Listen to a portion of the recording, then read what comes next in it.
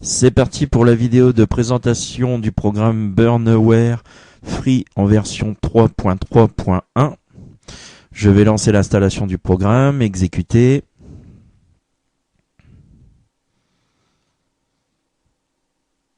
Alors, choix de la langue français.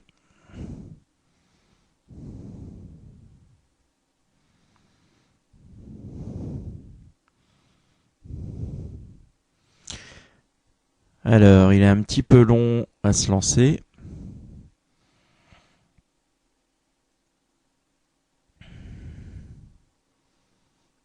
Le voilà. Bienvenue dans l'assistant d'installation de Burneware Free. Suivant. Donc, je comprends et j'accepte les termes du contrat de licence. Suivant. Alors, il me propose de m'installer une toolbar Dask. Alors, moi, tout ce qui rajoute, je n'aime pas. Surtout quand ce n'est pas utile au programme. Donc, je décoche. Suivant. Suivant. Suivant. On va laisser comme ça. Suivant. Installer.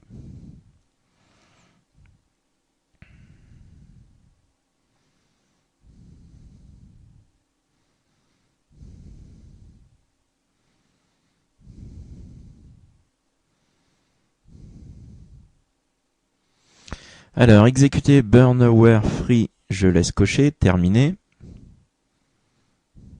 Donc, me voici dans le programme.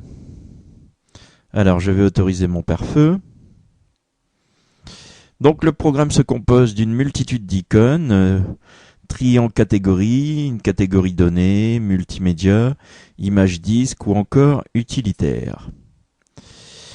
Je vais me rendre tout de suite dans le menu du haut. On a compilation, donc ça reprend exactement les thèmes que je viens de vous donner.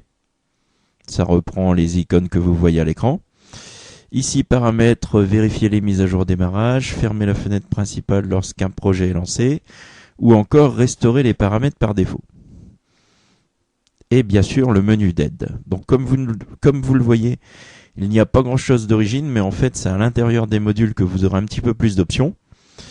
Donc on peut créer un CD de données, tout simplement, un DVD de données, un bridge DVD. Alors, je vais me rendre dans l'aide. On va voir un petit peu ce que ça veut dire un bridge DVD, donc dans Data. Alors par contre, l'aide n'est pas en français, elle est en anglais. Alors, UDF Bridge DVD va créer un CD ou un DVD avec les deux formats ISO 9660 et l'Universal Disc Format, connu sous le nom de Bridge UDF. Le format peut accéder aussi bien à l'UDF que à l'ISO 9660. Utilisez cette compilation pour graver des vidéos de fichiers DVD vidéo, pour lire sur Xbox, PS3 ou sur un DVD, un player de DVD standard, avec le support du format DVD Read or Write support. On a la possibilité de créer un disque amorçable, donc qui va démarrer sur un système. On peut faire des disques Blu-ray aussi, donc personnellement j'ai un graveur Blu-ray, donc c'est sympa.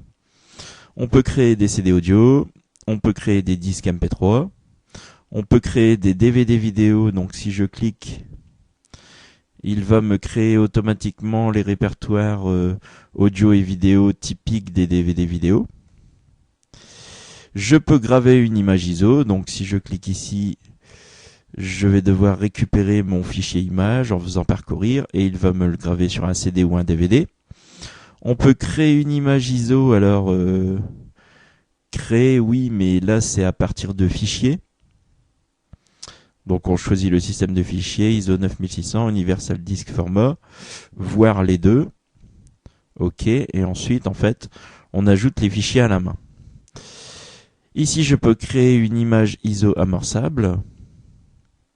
Je peux copier vers une image ISO, donc ça c'est la partie qui sera la plus utilisée, je pense. Donc vous prenez la source, votre graveur, lecteur graveur DVD ou Blu-ray, et vous la mettez en destination dans un format de fichier image, le format ISO en l'occurrence.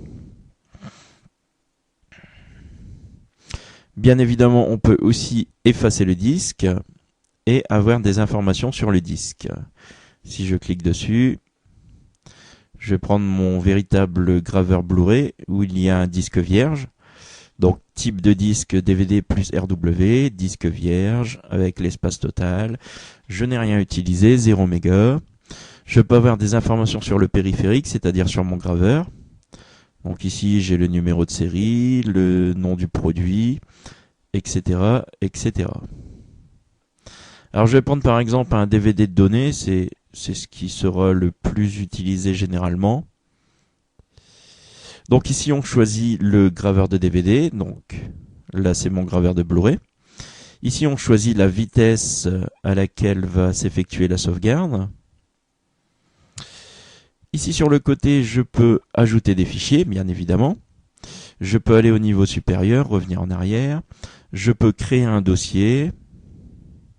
Je peux renommer des fichiers ou des dossiers. Et bien évidemment, je peux les retirer aussi.